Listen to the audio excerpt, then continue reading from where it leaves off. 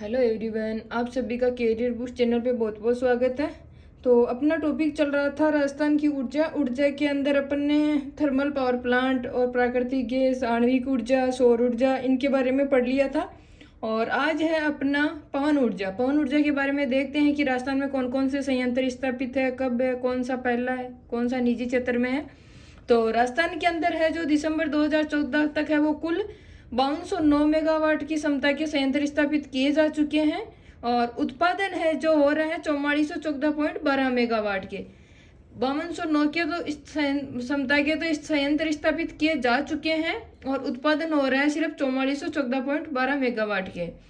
और राजस्थान की प्रथम परियोजना कौन सी है जो पवन ऊर्जा की है, वो है अमर सागर पवन ऊर्जा परियोजना जो जैसलमेर में है और इसकी स्थापना अगस्त 1999 में की थी। और ये है राज्य की प्रथम पवन ऊर्जा परियोजना है और ये जो है राजस्थान भारत सरकार के सहयोग से है, वो राजस्थान स्टेट पावर कॉरपोरेशन संचालित कर रहा है। और दूसरी देखते हैं वो है देवगढ़ पवन ऊर्जा परियोजना जो प्रतापगढ़ में स्थापित है और इसकी स्थापना है जो 2000 में की थी और इसका संचालन वो कर रहा है एशियन टर्बाइन और ये राजस्थान की दूसरी पवन ऊर्जा परियोजना है। और तीसरी है वो है बीटड़ी पवन ऊर्जा परियोजना जो फलोदी में स्थित है 210 मेगावाट की और ये राज्य की है तीसरी पवन ऊर्जा परियोजना।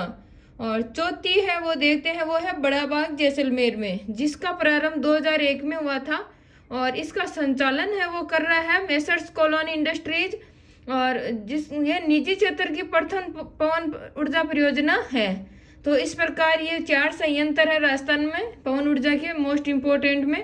पहला है अमर सागर पवन ऊर्जा परियोजना, दूसरा देवगढ़, तीसरा बीटड़ी और चौथा है बड़ा बाग। और राजस्थान में है जो RSMML जो Rajasthan state mine and minerals limited द्वारा स्थापित संयंत्र कौन कौन से हैं पवन ऊर्जा के, तो इनमें है जैसलमेर में हंसुआ और बड़ा बाग और प्रतापगढ़ में है धर्मोतर और हर्ष पर्वत है जो है सीकर में। अब अपन सिर्फ जैसलमेर में देखते हैं कि पवन ऊर्जा परियोजनाएं कौन कौन सी है। सिर्फ जैसलमेर में वो है हंसुआ, बड़ा बाग, मोहनगढ़, सोडा साडन, पोहरा। 5 है हंसुआ, बड़ा बाग, मोहनगढ़, सोडा साडन और पोहरा।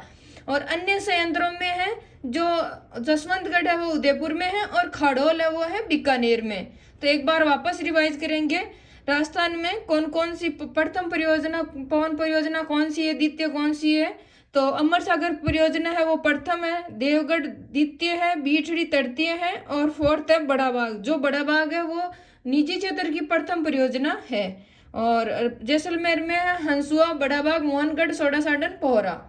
अब देखते हैं कि पवन ऊर्जा की नीति कब आई। सबसे पहले आई थी मार्च 2000 में और जब ये पवन ऊर्जा नीति 2012 वाली है, इसका उद्देश्य क्या है, वो है 400 मेगावाट संयंत्र की स्थापना करना। इस प्रकार अपन ये पवन ऊर्जा के बारे में एक बार वापस रिवाइज करेंगे कि इसके पवन ऊर्जा के राजस्थान के अंतर्गत कुल 5209 मेगावाट की क्षमता के संयंत्र स्थापित किए जा चुके हैं और 4414.12 मेगावाट का उत्पादन हो रहा है। और पहली है राजस्थान में अमर सागर, दूसरी देवगढ़, तीसरी बीटड़ी, चौथा है बड़ा बाग और ये बड़ा बाग है जो प्रथम निजी क्षेत्र की है। और हंसुआ है जैसलमेर में, बड़ा बाग जैसलमेर में, धर्मोतर प्रतापगढ़ और हर्ष पर्वत है वो है सीकर। और जैसलमेर में सिर्फ जैसलमेर में हंसुआ, बड़ा बाग, मोहनगढ़, सोडा साडन, पोहरा। और जसवंतगढ़ उदयपुर की है, खाड़ोल है जो बीकानेर की है। और पवन ऊर्जा की जो प्रथम नीति आई थी वो 2000 में आई थी और 2012 की पवन ऊर्जा की नीति उसका उद्देश्य है 400 मेगावाट के संयंत्र की स्थापना करना। अब आगे देखते हैं बायोमास ऊर्जा। तो बायोमास की ऊर्जा के बारे में देखेंगे कौन से संयंत्र है राजस्थान में, पहला कौन सा है, तो दिसंबर 2024 तक है जो 128.45 मेगावाट की क्षमता के कुल 14 बायोमास संयंत्र स्थापित किए जा चुके हैं और जिसमें से 28 मेगावाट के 2 संयंत्र है वो वर्तमान में बंद है।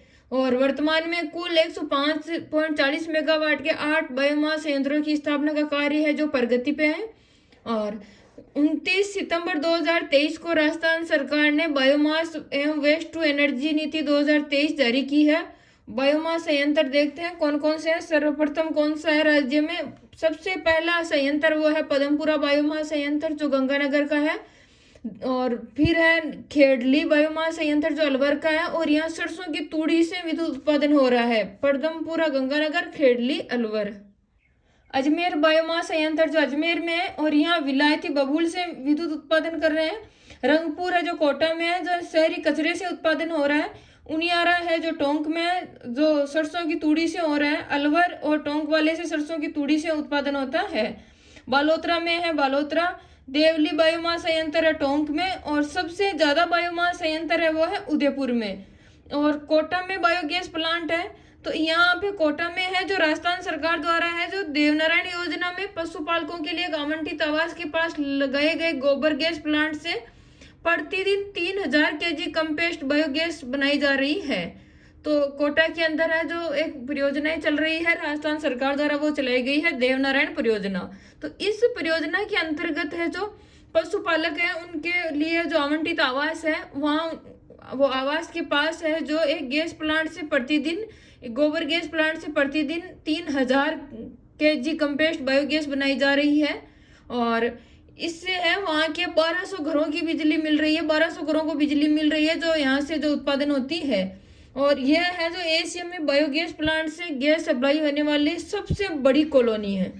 तो ये इम्पोर्टेंट है कि किस परियोजना के अंतर्गत है जो पशुपालकों के लिए आवंटित आवास बनाए गए हैं, वो है देवनारायण परियोजना।